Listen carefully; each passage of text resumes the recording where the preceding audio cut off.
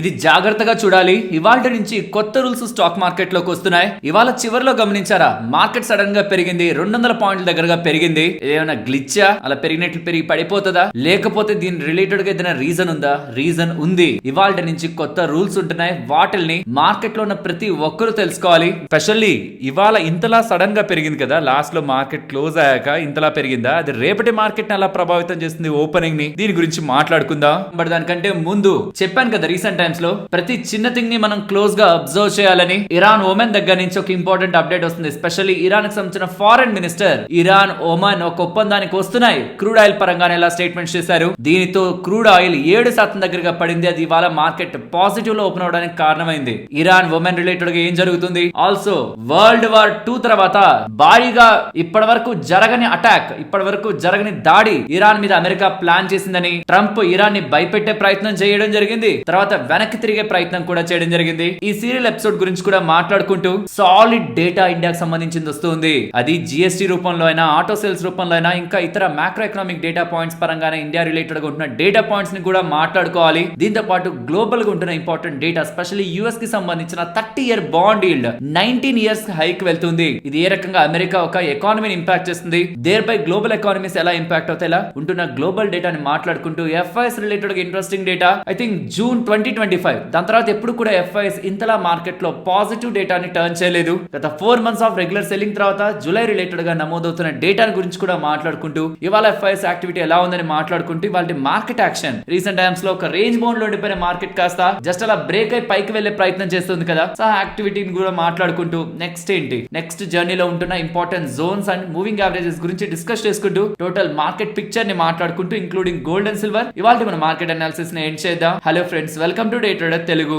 Good evening. First ఇది జాగ్రత్తగా గమనించండి. నేను ఇక్కడ నుంచి కొద్ది రోజుల క్రితం నుంచి ఉమెన్ రిలేటెడ్ గా ఇరాన్ తో జరుగుతున్న డిస్కషన్స్, ఈవెన్ సౌదీ వాళ్ళు 43 దేశాలని కలిపి ఒక కొత్త మ్యారిటైమ్ పాలసీ తీసుకురావాలనుకుంటున్నారు. సో దట్ ఇరాన్ కానీ ఇంకెవరైనా కానీ, హూతీస్, యమన్ లో ఉంటున్న వాళ్ళు ఎవరైనా దాడి చేస్తుంటే వాళ్ళని ఆ తీరాల నుంచి షిప్స్ ని దాటించేలా, ఆ స్ట్రైట్స్ నుంచి బాబెల్ మ్యాన్ దెబ్బైనా, స్ట్రైట్ ఆఫ్ హార్మోజ్ అయినా, ఈ రెండింటి నుంచి షిప్స్ ని దాటించేలా వాళ్ళు ప్లాన్ చేస్తున్నారనేలా మనం మాట్లాడుకున్నాం కదా. ఈవెన్ అది మాట్లాడుతున్నప్పుడు కూడా సౌదీ వాళ్ళ మీటింగ్ లో ఉమెన్ ఎంటర్ కాలేదు. బికాస్ ఉమెన్ ఇరాన్ తో డిస్కషన్స్ జరుపుతుంది కాబట్టి ఇరాన్ కి అగైనెస్ట్ గా ఇప్పుడు ఉమెన్ యాక్ట్ చెయ్యదు లాజికల్ గాని కూడా మనం రీసెంట్ వీడియోలోనే మాట్లాడుకున్నాం. దానికి తగ్గట్టే ఇరాన్ ఉమెన్ వాళ్ళు కొత్త డీల్ తో వస్తున్నారట. ఇప్పటి వరకు ఏంటి, నార్త్ సైడ్ ఇరాన్ కంట్రోల్ చేస్తూ ఉంటుంది స్ట్రైట్ ఆఫ్ హార్మోజ్ ని, and south side women control చేస్తూ ఉంటుంది. అండ్ ఉమెన్ సైడ్ ఉంటున్న దగ్గర మోస్ట్లీ ఇరాన్ అంత ఈజీగా స్ట్రాంగ్ గా దాని రిలేటెడ్ గా యాక్షన్ తీసుకోలేదు. ఆల్సో నార్త్ సైడ్ ఉంటున్న ఇరాన్ రిలేటెడ్ గా కూడా ఉమెన్ అంత ఈజీగా యాక్టివిటీ తీసుకోలేదు. బట్ మిలిటరీ వైజ్ ఇప్పుడు ఇరాన్ స్ట్రాంగ్ అని ప్రూవ్ చేసుకుంది కాబట్టి వరల్డ్ కి ఉమెన్ ఇరాన్ చెప్పిన మాటల్ని వినే స్టేజ్ కి వెళ్తూ ఉంది. ఇప్పుడు ఇరాన్ ఉమెన్ ఎలాంటి ఒప్పందానికి వచ్చాయంటే, మీ రూట్ వద్దు, ఐ మీన్ ఇరాన్ కి సంబంధించిన నార్థరన్ రూట్ వద్దు, ఉమెన్ కి సంబంధించిన సదరన్ రూట్ కూడా వద్దు, ఇద్దరం కలిపి ఒక కొత్త రూట్ ని ఫామ్ చేసుకుందాం. ఆ కొత్త రూట్ లోనే స్ట్రైట్ ఆఫ్ హార్మోజ్ నుంచి వెళ్తున్న షిప్స్ ని పంపిద్దాం. అలా వెళ్తున్న షిప్స్ దగ్గర నుంచి డబ్బులు కలెక్ట్ చేద్దాం అండ్ ఇరు దేశాలకు సంబంధించిన సెక్యూరిటీని కాపాడుకుందాం. ఇది ఇరాన్ అండ్ ఉమెన్ కలిసి తీసుకుంటున్న డెసిషన్స్. ఈ కొత్త రూల్ రిలేటెడ్ గా అప్డేట్ ఇచ్చింది కూడా ఎవరో కాదు, ఇరాన్ ఒక ఫారెన్ మినిస్టర్. సో కొత్త రూట్ అంటేనే ఇప్పుడు ఏమంటున్నారంటే, ఆ కొత్త రూట్ అన్నంత మాత్రాన స్ట్రైట్ ఆఫ్ హార్మోజ్ ఓపెన్ అయిపోదని ఇరాన్ చెప్తుంది. బట్ ఎనీవే, కొత్త రూట్ అంటేనే దాని అర్థం దాంట్లో షిప్స్ వెళ్ళాలి కాబట్టి ఆబ్వియస్లీ డీల్, ఇరాన్ ఉమెన్ మధ్యలో కుదురుతున్న డీల్ డెఫినెట్ గా మనం మంచి విషయంగానే చూడాలి. అండ్ మార్కెట్ అందుకే రియాక్ట్ అయింది. లేదు మార్కెట్ అందుకు రియాక్ట్ కాలేదు, ట్రంప్ చేసిన స్టేట్మెంట్స్ కి రియాక్ట్ అయింది. దట్ ప్రపంచంలోనే వరల్డ్ వార్ 2 తర్వాత ఇప్పటి వరకు జరగనంత భారీ దాడి నేను ఇరాన్ రిలేటెడ్ గా చేయబోతున్నాను అని చెప్పి, తర్వాత కొంత టైం కి ఇరాన్ వాళ్ళు అండ్ ఇతర మిడిల్ ఈస్టర్న్ కంట్రీస్ నన్ను బెగ్ చేశాయి, నన్ను అడిగాయి, నన్ను రిక్వెస్ట్ చేశాయి. కాబట్టి ఈ వరల్డ్ వార్ 2 తర్వాత ఇప్పటి వరకు జరగనంత భారీ దాడి చేయాలన్న నా ప్లాన్ ని ఆపుతున్నాను, కొంతసేపు పాస్ చేస్తున్నాననేలా ట్రంప్ స్టేట్మెంట్స్ ఏదైతే చేశాడో వింటున్నా మీకు ఖచ్చితంగా విసుగొస్తుంది కదా. ఎవరో నన్ను అడిగారు కాబట్టి ఆపేస్తున్నాను, లేకపోతే వేసేసేవాడిని, ఇలాంటి మాటలు ఎన్నిసార్లు అని చెప్తాడు, ఎన్నిసార్లు అని ప్రపంచం అట్లీస్ట్ వినే టైం అయినా ఇస్తుంది. ఆబ్వియస్లీ మనకే అలా ఉందంటే మరి Iran, middle eastern countries and rest of the nations కూడా అలానే ఉంటుంది. కాబట్టి దీన్ని మార్కెట్ అసలు కేర్ కూడా చేయలేదు. ఎందుకు ఇలా చెప్తున్నానంటే, ఇరాన్ వాళ్ళు క్లియర్ గా చెప్పేశారనమాట, అది చెప్తున్నది నిజం కాదు, మేమేం డీల్ చేసుకోవట్లేదు, మేమేం డిస్కషన్స్ చేయట్లేదు, అండ్ ఈవెన్ మేమేమి యుద్ధం ఆపమని కూడా చెప్పట్లేదని. సో క్లియర్ గా ఇరాన్ వాళ్ళైతే మాకు దానికి ట్రంప్ చెప్తున్న దానికి సంబంధం లేదని అలా చెప్పేశారు. మరి ఇరాన్ వాళ్ళ సంబంధం లేదంటే ట్రంప్ చెప్పిన మాటలు నమ్మి మార్కెట్ పెరుగుతుందా? లేదు. ఇరాన్ ఉమెన్ రిలేటెడ్ గా గా జరగబోతున్న డీలే ఇంట్రెస్టింగ్ అప్డేట్. ఎందుకంటే ఇక్కడ మాటల్ని మార్చే ట్రంప్ కాదు డీల్ చేసుకుంటున్నది, ఒమెన్ వాళ్ళు ఉన్నారు, ఇరాన్ వాళ్ళు ఉన్నారు. సో ఒకవేళ సెన్సిబుల్ గా ఆలోచించే ఏ వ్యక్తి అయినా దేశపు ఇంట్రెస్ట్ ని కాపాడుకోవాలనే చూస్తారు. అట్లీస్ట్ ఈసారి ట్రంప్ అడ్డుపడకుండా ఉంటే చాలు, అంటే తన ప్రమేయం లేకుండానే డీల్ చేసుకుంటారా అని కాకుండా, గతంలో నేను చెప్పాను ఇది ఇగోకి వెళ్లకుండా ఈ డీల్ ని యాజ్ ఇట్ ఈస్ గా వాళ్ళ దేశాల మధ్యలో ఉంటున్న ఇష్యూగా వదిలేస్తే చాలు, ఖచ్చితంగా ఇది స్ట్రైట్ ఆఫ్ హార్మోస్ ని ఓపెన్ అయ్యేలా చేస్తుంది. ఇప్పుడు ఇండియా రిలేటెడ్ గా ఈవెన్ ఇండియన్ మార్కెట్స్ పరంగా మనం చూడాల్సిన మంచి డేటా గురించి మాట్లాడుకుందాం. ఫస్ట్ డేటా, ఇప్పటి వరకు రెయిన్ఫాల్ డెఫిసిట్, క్యూములేటివ్ డెఫిసిట్ ఇప్పటి వరకు మనం మాట్లాడుకున్న నెంబర్ ఎంత, లాస్ట్ నెంబర్ ఎంత, 15% కదా. గతంలో 44 ఉండేది, రీసెంట్ గా తగ్గింది 15 కి, ఇప్పుడు 11% కి వస్తుంది. సో రెయిన్ఫాల్ డెఫిసిట్ స్లోగా ఈజ్ అవుతూ ఉండడం ఇండియన్ ఎకానమీ రిలేటెడ్ గా ఏదైతే మార్కెట్ లో భయాలు ఉన్నాయో దాన్ని తగ్గించే ప్రయత్నం చేసింది. బట్ దీనికంటే స్ట్రాటజిక్ గా మార్కెట్ పరంగా ఉంటున్న డేటా, స్ట్రాటజిక్ అని ఎందుకు అన్నానంటే ఇది డైరెక్ట్ గా నెంబర్స్ లో రిఫ్లెక్ట్ చేసే డేటా. ఇది ప్యాసింజర్ వెహికల్ సేల్స్ సాలిడ్ గా వచ్చాయి, ఐ మీన్ ఆటో సేల్స్ బాగొచ్చాయి అంటున్నాను. టూ వీలర్స్ కూడా మంచి డేటాని గ్రోత్ ని నమోదు చేశారు.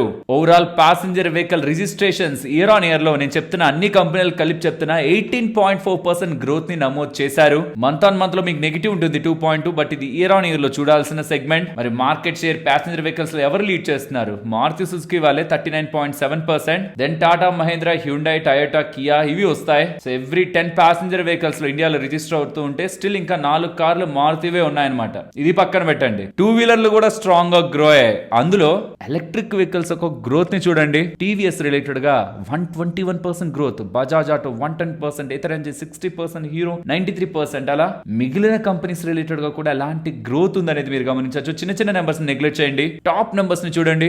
ఓవరాల్ సాలిడ్ గ్రోత్ లో లేదా ఆటో సేల్స్ అయితే బాగా వచ్చాయి, అక్కడితో ఎండ్ అవ్వట్లేదు. ఇండియాకి సంబంధించిన జిఎస్టీ రెవెన్యూ డేటా కూడా 15.4% జంప్ అయింది జూలై రిలేటెడ్ గా. Strong GST collections. అండ్ ఇది ఇంపార్టెంట్ డేటా, ఇక్కడ మీరు గమనించండి. చాలా నెలల క్రితం నుంచి ఎఫ్ఐఎస్ ప్రైమరీ రిలేటెడ్ గా, ప్రైమరీ మార్కెట్ రిలేటెడ్ గా డబ్బులు పెడుతున్నారు, కానీ సెకండరీ మార్కెట్, స్టాక్ మార్కెట్ పరంగా మాత్రం అమ్ముతూనే వస్తున్నారు. గత 4 నెలలుగా లక్షల కోట్లు మార్కెట్ లోంచి బయటకు పట్టుకెళ్లారు. But for the first time వాళ్ళు $2.31 బిలియన్ దగ్గరగా నెట్ ఇన్వెస్ట్మెంట్స్ చేస్తున్నారు. ఇది లాస్ట్ సంవత్సరంలో హైయెస్ట్ నెంబర్. జూన్ 2025 నుంచి చూస్తే ఇది హైయెస్ట్ నెంబర్. సుమారుగా 20,000 కోట్లు మార్కెట్ లోకి తెచ్చినట్టు. ఎందుకంత గట్టిగా మనం మాట్లాడుకోవడం దాని గురించి? మళ్ళీ సెల్లర్స్ గా వస్తారు అని ఎవరైనా అనుకుంటుంటే మేబీ అలాగే జరగచ్చేమో, మళ్ళీ సెల్లర్స్ అవుతారేమో. But for the first time ఇంత పెద్ద నెంబర్ ని వాళ్ళు జూలైలో పట్టుకొచ్చారు. అండ్ మార్కెట్స్ కూడా వర్స్ట్ లన్నీ తట్టుకుంటూ స్టెబిలైజ్ అవుతున్నాయి. మార్కెట్స్ కూడా బెటర్ గానే మూవ్ అవుతున్నాయి. అండ్ థింగ్స్ కూడా కొన్ని పాజిటివ్ గానే కనిపిస్తున్నాయి. అన్లెస్ ఏదో ట్రంప్ ఈసారి మళ్ళీ డిస్టర్బ్ చేయాలని చూస్తే తప్పించి థింగ్స్ ఫేవరబుల్ గా మారుతున్నాయి. ఇదే నేను గత కొద్ది వీడియోల నుంచి పదే చెప్తూ ఉన్నాను. షార్ట్ టర్మ్ లో వోలటాలిటీస్ ఉంటాయేమో, బట్ దాన్ని చూసి కంగారు పడకండి. థింగ్స్ ఇండియన్ మార్కెట్స్ రిలేటెడ్ గా ఫేవరబుల్ గా టర్న్ అవుతున్నాయి. ఇది ఎఫ్ఐఎస్ సైట్ నుంచి కూడా మనం చూడాలి. అండ్ నెక్స్ట్ పాజిటివ్, అంటే ఇది నాకు నిజం చెప్పాలంటే మార్కెట్ కి పాజిటివ్ అనేలా మీకు హెడ్లైన్స్ లో కనిపిస్తుంది, కానీ అల్టిమేట్ గా ఇది మన RBI government of India pay చేయాల్సిన డబ్బులే. బట్ ఎనీవే, ఇప్పుడు ఎందుకు ఇది పాజిటివ్ అంటే రూపీ రీసెంట్ టైమ్స్ లో చాలా బాగా వీక్ అయింది కదా, ఇప్పుడు కొంచెం స్టెబిలైజ్ అవడానికి ఇది యూజ్ అవుతుంది. డేటా మీకు స్క్రీన్ మీద పెడుతున్నాను, జాగ్రత్తగా చూడండి. ఇది August 1 ఆర్బీఐ వాళ్ళు రిలీజ్ చేసిన అఫీషియల్ డేటా. ఇందులో ఆర్బీఐ వాళ్ళు చెప్తున్న దాని ప్రకారం ఎఫ్సిఎన్ఆర్ రూట్ లో కానీ, ఓఎఫ్సిబి రూట్ లో కానీ, ఈసీబీ రూట్ లో కానీ మొత్తానికి వచ్చిన డబ్బులు, ఇండియన్ బ్యాంక్స్ కలెక్ట్ చేసిన డబ్బులు, డాలర్ల రూపంలో కలెక్ట్ చేసిన డబ్బులు $40 బిలియన్. అంతకుముందు మార్కెట్ ఎంటైర్ సెప్టెంబర్ ఎండింగ్ వరకు ఉందన్నమాట ఈ ఆఫర్. ఎవరైనా ఎన్ఆర్ఐస్ ఉంటే ఎక్కువ మొత్తంలో వడ్డీని పొందొచ్చు వాళ్ళు డిపాజిట్స్ చేసుకొని. ఇది సెప్టెంబర్ ఎండింగ్ వరకు ఉంది. సో సెప్టెంబర్ ఎండింగ్ వరకు చూసుకుంటే ఒక $40 to $50 బిలియన్ వస్తుందేమో అనుకున్నారు. ఇంకా సెప్టెంబర్ కాదు, ఆగస్ట్ కూడా ఎండ్ అవ్వలేదు, అప్పుడే $40 బిలియన్ కలెక్ట్ చేశారు. ఇలా చూస్తే ఎండింగ్ కి ఆల్మోస్ట్ ఒక $80 to $100 బిలియన్ కలెక్ట్ చేస్తారేమో అనేలా మార్కెట్ అనుకుంటుంది. బట్ ఇది ఎందుకు నేను పాజిటివ్ కాదంటున్నానంటే, ఇదేం ఇండియాలో పెట్టేసిన ఇన్వెస్ట్మెంట్స్ కాదు, డిపాజిట్స్ చేసుకున్నవి. మహా అయితే 3 years. దాని తర్వాత ఈ డబ్బులు తిరిగి బ్యాంకులే కట్టాలి. ఈ లోపు డాలర్ పెరిగింది అనుకోండి, పెరిగిన రేటుకే బ్యాంకులు కట్టాలి. మరి బ్యాంకులు నష్టపోతాయి కదా. అందుకే ఆర్బీఐ వాళ్ళు మేము ఆ రిస్క్ తీసుకుంటా ఉన్నారు. మరి ఆర్బీఐ అంటే అది ఇంచుమించు గవర్నమెంట్ రిలేటెడ్ గానే వెళ్తుంది కాబట్టి, అంటే గవర్నమెంట్ చెప్పకుండా ఆర్బీఐ అంత సాలిడ్ యాక్షన్ తీసుకునేది కాదు. ఈ స్టెప్ కరెంట్ ఉంటున్న బ్యాంకింగ్ సిస్టమ్ రిలేటెడ్ గా ఫండింగ్ ని స్పెషల్లీ డాలర్ రూట్ లో తీసుకొస్తుంది. వాటికి షూరిటీ ఆర్బీఐ ఇచ్చింది కాబట్టి అవి రిస్క్ ని ఫేస్ చేయవు. బట్ అల్టిమేట్ గా గవర్నమెంట్ 3 years తర్వాత ఒకవేళ డాలర్ భారీగా పెరిగింది అనుకోండి, సావరిన్ గోల్డ్ బాండ్స్ పరిస్థితి అవుతుంది, ఎక్కువ ధరలోనే తిరిగి డబ్బులు డాలర్ రూపంలో డబ్బులు డిపాజిటర్స్ కి ఇవ్వాల్సి ఉంటది. బట్ ఎనీవే ఇప్పుడు వస్తున్న ఈ డబ్బులు ఎక్స్పెక్టెడ్ కంటే ఎక్కువ వస్తున్న ఈ డబ్బుల్ని మంచిదిగానే మనం చూడాలి. అండ్ ఆల్సో ఈ డేటా అండ్ ఫ్రెండ్స్ ఏం చిరాకు పడకండి, అంటే ఇన్ని డేటాలు చెప్తున్నాడు ఎందుకు అని. ఇవి నేను పర్సనల్ గా మార్కెట్ కి రిలేట్ అవుతుందని నేను అనుకుంటున్న డేటాను చెప్తున్నాను. రిలీజ్ అయిన ప్రతి డేటాను మీతో చెప్పట్లేదు. ఇప్పుడు మీకు కనిపించే డేటా కూడా రికార్డ్ స్థాయిలో వచ్చిన ఇండస్ట్రీ డేటా, లోన్ రిలేటెడ్ గా డేటా అన్నమాట. లోన్స్ ఎక్కువ తీసుకుంటున్నాయి, క్రెడిట్ ఎక్కువగా వెళ్తుందంటే దాని అర్థం గ్రోత్ ఉంటున్నట్టే కదా. లోన్స్ ఎప్పుడు తీసుకుంటాయి కంపెనీస్ అన్ని? గ్రో చేస్తేనే కదా. అది 19.2% దగ్గరగా జూన్ రిలేటెడ్ గా వచ్చింది. దీన్ని మనం non food bank credit growth పరంగా చూస్తే 18.3% దగ్గరగా వచ్చినట్టు. అదే last year same point of time లో మీరు చూస్తే 9.3% మాత్రమే. 9.3% ఎక్కడ, 18.3% ఎక్కడ? సో ఇది కూడా మనం మార్కెట్స్ రిలేటెడ్ గా మంచి విషయంగానే చూడాలి. ఆల్సో యాంటీ ఏఐ ట్రేడ్ కారణంగా రీసెంట్ టైమ్స్ లో నిఫ్టీ ఐటీ ఇండెక్స్ కూడా పెరగడం మీరు గమనించే ఉంటారు. సో ఇది కూడా మార్కెట్స్ రిలేటెడ్ గా stabilising factor. And most important, ఇవి అన్ని ఎలా ఉన్నా రిజల్ట్స్ ఇంపార్టెంట్ కదా, అంటే నెంబర్స్ బాగుంటేనే కదా బిజినెస్ లు బాగుంటాయి. మోతీలాల్ ఒస్వాల్ వాళ్ళు ఏం చెప్తున్నారు చూడండి. మార్కెట్స్ రిలేటెడ్ గా నిఫ్టీ 39 కంపెనీస్ నెంబర్స్ ని పోస్ట్ చేస్తే వీళ్ళు ఎక్స్పెక్ట్ చేసింది వాటి యావరేజ్ 7% దగ్గరగా గ్రోత్ ఉంటుందని, కానీ 11% దగ్గరగా గ్రోత్ ఉందని, 20 దగ్గరగా మార్కెట్ ఎక్స్పెక్టేషన్స్ ని బీట్ చేశాయని. అవుట్ ఆఫ్ 39 కంపెనీస్ టోటల్ 50 ఉంటాయి, బట్ ఇంకా 11 పోస్ట్ చేయాలి. అవుట్ ఆఫ్ 39 20 దగ్గరగా మార్కెట్ ఎక్స్పెక్టేషన్స్ ని బీట్ చేసిందని, 13 దగ్గరగా మార్కెట్ ఎక్స్పెక్టేషన్స్ సాటిస్ఫై చేసిందని, ఓన్లీ 6 కంపెనీస్ దగ్గరగానే మార్కెట్ ఎక్స్పెక్టేషన్స్ కి బిలో నెంబర్స్ వచ్చాయంటున్నారు. నేను రీసెంట్ టైమ్స్ లో చెప్పింది అదే, నెంబర్స్ బాగున్నాయి, సర్ప్రైజింగ్ గా సూపర్ సాలిడ్ అనడానికి లేదు, బట్ అబో మార్కెట్ ఎక్స్పెక్టేషన్స్ ఉన్నాయి. 39 లో 33 దగ్గరగా మార్కెట్ ఎక్స్పెక్టేషన్స్ కి అబో ఉన్నాయి. Upgrade to down grade ratio 1.6 times దగ్గరగా ఉంది. అంటే దాని అర్థం నెంబర్స్ పోస్ట్ చేశాక ఇక్కడ నుంచి పెరుగుతుంది, అప్గ్రేడ్ అవుతున్న కంపెనీస్ డౌన్ గ్రేడ్ అవుతుంది దానికంటే ఎక్కువ ఉన్నాయని ఎలా చెప్తున్నారు. సో ఫైనల్ గా చూడండి, టేక్ అవే చూడండి, ఈ క్వార్టర్ 1 ఎర్నింగ్స్ ఎక్స్పెక్టెడ్ కంటే బెటర్ గా ఉన్నాయి. ఇది సిఎన్బిసి యాంకర్ పబ్లిష్ అవుతున్న రీసెర్చ్ రిపోర్ట్ ని డేటాగా తీసుకొని చెప్తున్నది. ఇది కూడా మార్కెట్ కి మనం మంచి విషయంగానే చూడాలి. సో ఈ ఓవరాల్ ఆస్పెక్ట్స్ మన మైండ్ లో ఉన్నాయనుకోండి, రేపు పొద్దున ఏదైనా రీజన్ తో మార్కెట్ సడన్ గా పడినా మనం కంగారు పడం, టెన్షన్ తీసుకోం. ఈ రీజన్స్ తో మళ్ళీ మార్కెట్ పెరుగుతుందిలే అని ఓపిక్ గా మార్కెట్ రిలేటెడ్ గా ఉంటే, డబ్బులుంటే కొనుక్కుంటూ, లేదంటే వెయిట్ చేసే ప్రయత్నం చేస్తాం. హోప్ మీకు ఈ డేటా హెల్ప్ అయిందని. బట్ మార్కెట్స్ రిలేటెడ్ గా నాకు కనిపిస్తున్న అన్సర్టనిటీ ఏంటంటే యుఎస్ కి సంబంధించిన 30-year బాండ్ ఈల్స్ జూన్ 2007 లో ఎక్కడున్నాయో ఇప్పుడు అక్కడికి వచ్చిందనమాట. యాక్చువల్లీ మంచి విషయం అయితే కాదు బాండ్ ఈల్స్ పెరిగిపోవడం, స్పెషల్ గా అమెరికన్ మార్కెట్స్ కి లేండి, మన మార్కెట్స్ కి కాదు. బట్ అక్కడ ఏదైనా సీరియస్ థ్రెట్ ఫేస్ అయితే అది అన్ని మార్కెట్స్ మీద స్పిల్ ఆఫ్ ఎఫెక్ట్ చూపిస్తుంది కాబట్టి, అంటే డామినో ఎఫెక్ట్ లాగా అక్కడ ఏదో జరిగితే మిగిలిన మార్కెట్లు కూడా కొంత రియాక్ట్ అవుతుంటాయి కాబట్టి ఇది ఒక్కటే కొంత కన్సర్నింగ్ గా ఉంది. ప్రెసెంట్ అయితే ప్రతి ఒక్కరు ఏఐ రిలేటెడ్ గా ఫోకస్ చేస్తున్నారు, కానీ యుఎస్ కి సంబంధించిన బారోయింగ్ రేట్స్ 2011 హైయెస్ట్ ని టచ్ చేస్తున్నాయి. మోర్టగేజ్ రేట్స్ కూడా నియర్లీ 8% దగ్గరగా ఉంటున్నాయి. అది అమెరికాలో అసలు ఎప్పుడు అలా ఉండదు. ఈవెన్ ఫెడ్ రేట్ హైక్ చేయకపోతున్నా ఇంతలా పెరిగిపోతుందంటే అక్కడ మార్కెట్స్ కి ఇది డెఫినెట్లీ ఒక సీరియస్ కన్సర్న్.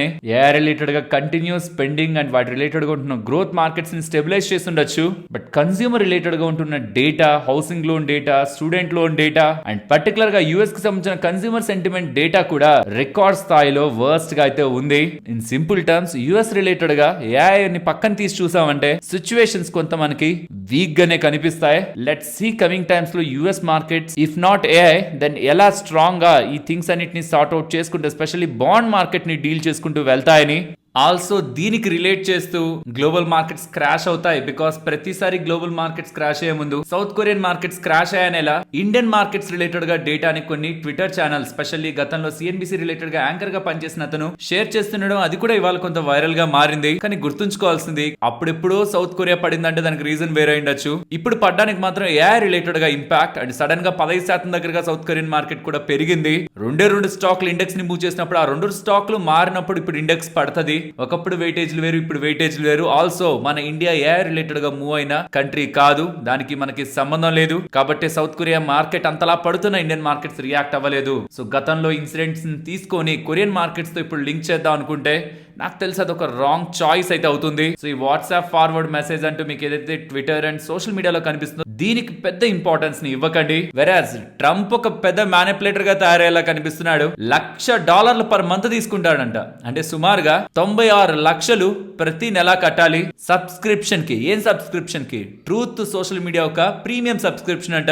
ఎప్పుడు తన పోస్టులు పెట్టినా ముందు వాళ్ళకి వెళ్తాయి. పెద్ద పెద్ద ఇన్స్టిట్యూషన్స్ ఖచ్చితంగా తీసుకుంటాయి. కానీ దీని రిలేటెడ్ గా ఇక్కడ ఒక ఇంపార్టెంట్ డేటాను పెట్టాను చూడండి. ఈ టాకో కారణంగా ట్రంప్ ఆల్వేస్ చికెన్స్ అవుట్ అని, అంటే చివరికి వరల్డ్ వార్ 2 తర్వాత జరిగే భారీ యుద్ధం ఇది అని ఎలా చెప్పి చివరికి వచ్చేసరికి ఇదేం నా వల్ల అయ్యేలా కాదని వీళ్ళు నన్ను అడుగుతున్నారు, యుద్ధం నేను చేయనని చెప్పి వెనక్కి తిరిగాడా? అలా ప్రతిసారి వెనక్కి తిరుగుతున్నాడా? కాబట్టి తను ఈసారి ఏ స్టేట్మెంట్ చేస్తున్నా నెగిటివ్ గా చేస్తుంటే పాజిటివ్ గా చేస్తుంటే నెగిటివ్ గా, ఇలా లాజిక్ లేకుండా అయితే ఉన్నాయి. మేబీ ఇది స్టార్టింగ్ లో పెట్టుంటే చాలా అడ్వాంటేజ్ అయ్యేదేమో తీసుకునే ఇన్స్టిట్యూషన్స్ కి. కానీ ఇప్పుడు తన నేమ్ నంతా రెస్పెక్ట్ నంతా కోల్పోయిన తర్వాత 98 లక్షలు సబ్స్క్రిప్షన్ పెట్టి 2 చేతులతో కాకుండా 4-5 చేతులతో సంపాదించాలని ప్రయత్నిస్తున్నాడేమో. కానీ తన ట్రూత్ ఖాతా ఒక ఏపీఐని అమ్మి డబ్బుల్ని సంపాదించాలని ట్రంప్ ప్రయత్నిస్తున్నాడు.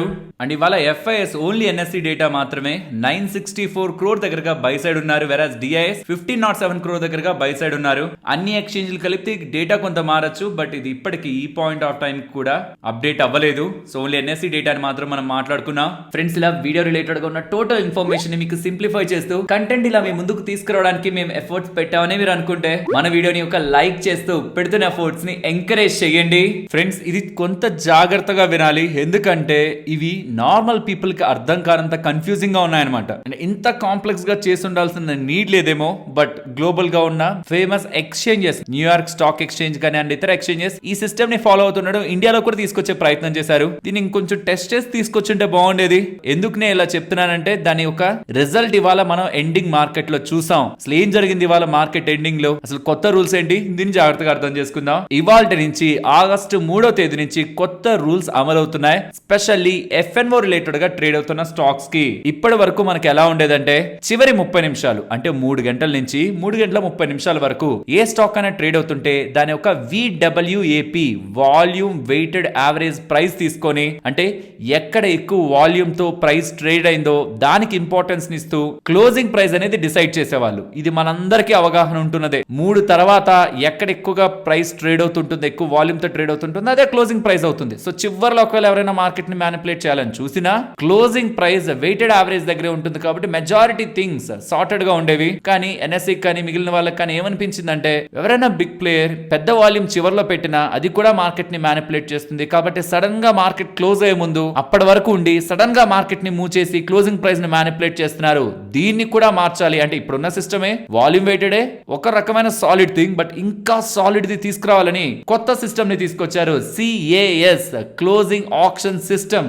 దీని రిలేటెడ్ గా రూల్స్ ఇక్కడ మీకు స్క్రీన్ ముందు పెడుతున్నాను, బట్ దీని ఒక్కొక్కటి చదవకుండా మనకు అర్థమయ్యే లాంగ్వేజ్ లో మాట్లాడుకుందాం. ఆ రూల్స్ కంటే ముందు ఇది వేటికి అప్లై అవుతుంది, ఫ్యూచర్స్ అండ్ ఆప్షన్స్ కూడా అప్లై అవుతుందా? బికాస్ FNO స్టాక్స్ అన్నారు కదా, ఫ్యూచర్స్ అండ్ ఆప్షన్స్ కూడా అప్లై అవుతుందా అంటే FNO స్టాక్స్ కి అప్లై అవుతుంది, FNO కి అప్లై అవ్వదు. రెండిటికి తేడా తెలుసుకోవాలి. FNO లో SBI ఉందనుకోండి, SBI కి ఫ్యూచర్స్ అండ్ ఆప్షన్స్ ఉంటాయి, స్టాక్ కూడా ఉంటది. ఇది SBI స్టాక్ అప్లై అవుతుంది, SBI కి సంబంధించిన ఫ్యూచర్ అండ్ ఆప్షన్స్ కి అప్లై అవ్వదు.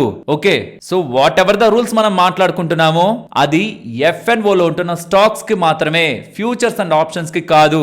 సో ఈ రూల్స్ కొంత కాంప్లెక్స్ ఉంటున్నాయి కాబట్టి ఫ్యూచర్స్ అండ్ ఆప్షన్స్ కి ఏం అప్లై అవుతుందో మొదట చెప్పేస్తాను. అది చాలా సింపుల్ ఉంటది. 3 గంటల 10 నిమిషాల నుంచి 3 గంటల 40 నిమిషాల వరకు ఆ 30 నిమిషాల పాటు ఏదైతే ప్రైస్ ఉంటుందో దాని weighted average price VWAP volume weighted average price futures and options కి సంబంధించిన క్లోజింగ్ ప్రైస్ అవుతుంది. సో ఇకపై FNO 3 గంటల 40 నిమిషాల వరకు మీరు ట్రేడ్ చేయొచ్చు. దాని వెయిటెడ్ యావరేజ్ ఎక్కడి నుంచి క్యాలిక్యులేట్ అవుతుంది? 3 గంటల 10 నుంచి 3 గంటల 40 ఆ 30 నిమిషాల ప్రైస్ తీసుకొని క్యాలిక్యులేట్ చేస్తారు. ఇదేండా?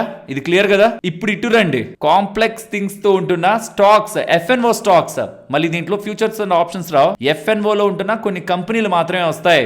దాంట్లో ఇప్పటి వరకు ఎలా ఉండేది, మనకి 9:15 నుంచి 3:30 వరకు మనం ట్రేడింగ్ చేసుకునే వాళ్ళం కదా స్టాక్స్ లో. కానీ ఇకపై FNO స్టాక్స్ ఏంటంటే 9 గంటల 15 నిమిషాల నుంచి 3 గంటల 15 నిమిషాల వరకు మాత్రమే మీకు ట్రేడింగ్ అవైలబుల్ గా ఉంటాయి. 3 గంటల 15 నిమిషాల నుంచి 3 గంటల 40 నిమిషాల వరకు ఒక బిగ్ సిస్టమ్ యాక్టివేట్ అవబోతుంది. దాన్ని CAS అంటున్నారు, క్లోజింగ్ ఆప్షన్ సెషన్. ఇందులో భాగంగా స్టెప్ 1 3:15 వరకు నార్మల్ ట్రేడింగ్ జరుగుతుంది ఆ స్టాక్స్ లో అంటున్నానా, 3:15 నుంచి స్పెషల్ సిస్టమ్ అంటున్నానా. 3:15 వరకు ఏదైతే మనకి ట్రేడింగ్ యాక్టివిటీ జరుగుతుందో అక్కడ చివరిలో మనకుంటున్న ప్రైస్ వాల్యూమ్ వెయిటెడ్ గా తీసుకొని 3 గంటల 15 నిమిషాల దగ్గర ఒక రిఫరెన్స్ ప్రైస్ అనే ఒక ప్రైస్ ని వీళ్ళు డిసైడ్ చేస్తారనమాట. ఆ రిఫరెన్స్ ప్రైస్ డిసైడ్ చేయడానికి వాల్యూమ్ వెయిటెడ్ యావరేజ్ ప్రైస్ ని తీసుకుంటారు. వన్స్ ఆ రిఫరెన్స్ ప్రైస్ వచ్చిన తర్వాత 3:15 నుంచి 3:20 వరకు మీరు ఆర్డర్స్ పెట్టొచ్చు. కానీ ఆర్డర్స్ వెంటనే ఎగ్జిక్యూట్ కావు, అదొక రిక్వెస్ట్ మోడ్ లోనే ఉండిపోతాయి. 3 గంటల 20 నిమిషాలకి గంటలకు అది ఎక్స్చేంజ్ కి వెళ్తుంది.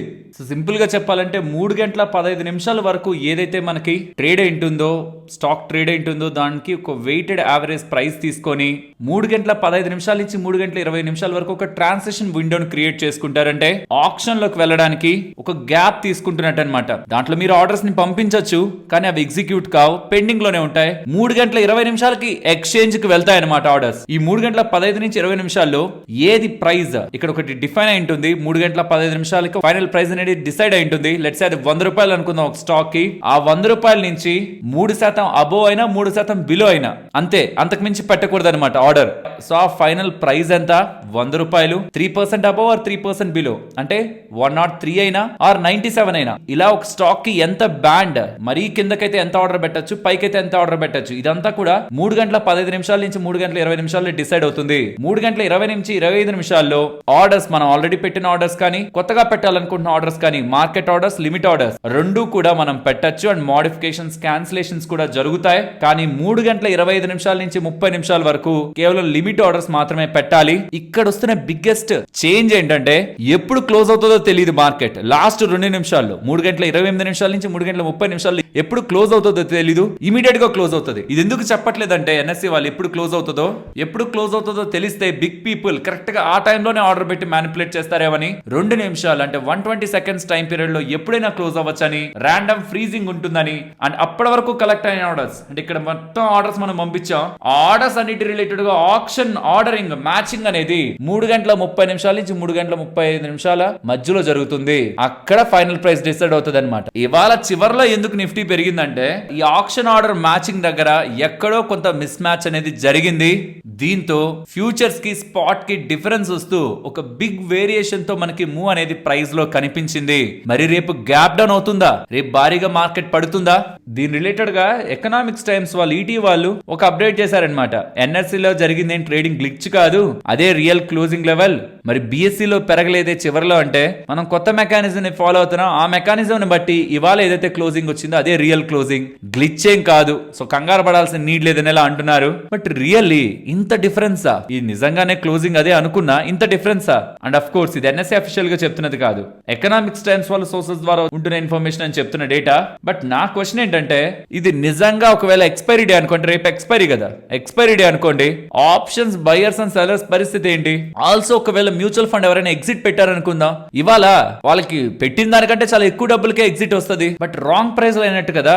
ఆ తర్వాత రోజు ఎగ్జిట్ పెట్టిన వాళ్ళకి ఇవాళ పెట్టిన దానికంటే డిఫరెంట్ ప్రైస్ వస్తున్నట్టు కదా. ఆల్సో రీబ్యాలెన్సింగ్ ఉందనుకోండి, ఇవాళ ఇండెక్స్ రీబ్యాలెన్సింగ్ ఉండింది, then mutual funds rebalancing wrong price లో చేస్తున్నట్టు. ప్రాపర్ గా మనం దీని రిలేటెడ్ గా ఒక కొంత టైం ఇచ్చి సండేనో సాటర్డేనో దీని రిలేటెడ్ గా కొన్ని ఎక్స్పెరిమెంట్స్ చేసి కొంతమంది డెమోలా చేసుండి పెట్టుంటే బాగుండేదేమో. డే 1 లోనే ఇంత డీవియేషన్ రావడం అండ్ దాని రిలేటెడ్ గా ఎటువంటి అఫీషియల్ రెస్పాన్స్ ఎన్ఎస్సి ఇవ్వకపోతూ ఉండడం traders and specially investors and even mutual funds related గా కూడా డౌట్స్ అయితే రైజ్ చేస్తూ ఉంది. లెట్స్ సీ రేపటి ఓపెనింగ్ ఎలా ఉంటుందని. నాకు తెలిసి బిఎస్సి లో ఎటువంటి చేంజ్ లేదు, కేవలం ఎన్ఎస్సి లోనే ఉంది. మరి అది రేపటి ఓపెనింగ్ నేను ఇంపాక్ట్ చేస్తుందా? అండ్ మీరేమనుకుంటున్నారు దీనిపైన? దీన్ని అబ్జర్వ్ చేశారా? ఇవాళ చేస్తుంటే మీ అభిప్రాయాన్ని కూడా వీలైతే చెప్పండి. ఇప్పుడు షేర్ చేసిన ఇన్ఫర్మేషన్ మీకు వాల్యుబుల్ గా అనిపించిందా? అనిపిస్తే మన వీడియోని తప్పకుండా లైక్ చేయండి. అండ్ నౌకరీ రిలేటెడ్ గా జాబ్స్ డేటా అప్డేట్ అవుతుంది, బాగుంది. ఐటీ రిలేటెడ్ గా, ఐటీ సెక్టార్ రిలేటెడ్ గా 6% దగ్గరగా ఇయర్ ఆన్ ఇయర్ లో జాబ్స్ ఇంప్రూవ్ అవుతున్నాయి. ప్రీవియస్ గా 3% డిక్లైన్ అయ్యాయి అనమాట. White collar jobs 5% year on year లో ఇంప్రూవ్ అయ్యాయి. గతంలో 6% ఉండేది, ఇప్పుడు 5% అయింది. అండ్ ఎక్కడ స్ట్రాంగ్ గ్రోత్ కనిపిస్తుందో తెలుసా? ఏఐ రిలేటెడ్ గా and even machine learning related గా రోల్స్ లో 33% సర్చ్ కనిపించింది. So AI and machine learning related గా ఎవరెవరైతే వర్క్స్ చేస్తుంటారో వాళ్ళందరికీ గుడ్ న్యూస్, స్ట్రాంగ్ గ్రోత్ కనిపిస్తుంది. Also insurance, real estate, health care sector related గా కూడా గుడ్ గ్రోత్ జాబ్స్ రిలేటెడ్ గా కనిపించిందని నౌకరీ రిలేటెడ్ గా డేటా మనకి చెప్తూ ఉంది. నెక్స్ట్ ఎన్సీసీ గురించి మాట్లాడుకోవాలి. వీళ్ళకి 3 ఆర్డర్స్ వచ్చాయట. వాటి టోటల్ విలువ 1053 crores అనేలా వీళ్ళు అప్డేట్ చేస్తున్నారు. అందులో 462 crore ఆర్డర్స్ ఏమో వాటర్ డివిజన్ కి అండ్ 590 crore ఆర్డర్స్ ఏమో బిల్డింగ్ డివిజన్స్ కి వచ్చినట్లు అప్డేట్స్ కనిపిస్తున్నాయి. ఏబీబీ ఇండియా వాళ్ళు ఉన్నారా, వాళ్ళు 90 rupees per share special dividend ని డిక్లేర్ చేశారు. బిఎల్ వాళ్ళకి 847 crores విలువ చేసే ఆర్డర్ లభించిందని అప్డేట్ చేస్తున్నారు. హెచ్ఎఫ్సిఎల్ వాళ్ళ రిలేటెడ్ గా ఇంట్రెస్టింగ్ అప్డేట్ కనిపిస్తున్నాయి. వీళ్ళకి 522 crore 73 lakhs రిలీవ్ చేసే ఆర్డర్ ఒక ఎక్స్పోర్ట్ ఆర్డర్ ఇంటర్నేషనల్ క్లయింట్ దగ్గర నుంచి లభించిందని, ఆప్టికల్ ఫైబర్ కేబుల్స్ రిలేటెడ్ గా లభించిందని, జనవరి 2027 లోపు కంప్లీట్ చేస్తారని అప్డేట్ చేశారు. ఆల్సో కవచ్ ఆర్డర్స్ కూడా మంచిగా వస్తున్నట్లు కనిపిస్తుంది. కర్నెక్స్ మైక్రో సిస్టమ్స్ వాళ్ళు ఉన్నారు కదా, వాళ్ళకి 66 crore 62 lakhs రిలీవ్ చేసే Kavach orders integral coach factory వాళ్ళ దగ్గర నుంచి లభించిందని, ఇది 2028 March 31 లోపు కంప్లీట్ చేసుకుంటారని కర్నెక్స్ మైక్రో సిస్టమ్స్ వాళ్ళు చెప్తున్నారు. నెక్స్ట్ సేమ్ ఈ ఇంటిగ్రల్ కోచ్ ఫ్యాక్టరీ వాళ్ళ దగ్గర నుంచి హెచ్బిఎల్ ఇంజనీరింగ్ వాళ్ళకి కూడా 31 crore 49 lakhs రిలీవ్ చేసే కవచ్ ఆర్డర్స్ లభించాయి. ఇది కూడా సేమ్ మార్చ్ 2028 లోపు కంప్లీట్ చేస్తారంటున్నారు. నెక్స్ట్ జీ ఎంటర్టైన్మెంట్ గురించి మాట్లాడుకోవాలి. స్టాక్ కి వాళ్ళ 10% పైగా పడిందా? కారణం సెబీ వాళ్ళు ఈ కంపెనీకి సంబంధించిన సుభాష్ చంద్ర, పునీత్ గోయింకా ఇద్దరిని కూడా సెక్యూరిటీ మార్కెట్స్ నుంచి 1 సంవత్సరం రోజుల పాటు బ్యాన్ చేస్తున్నారు.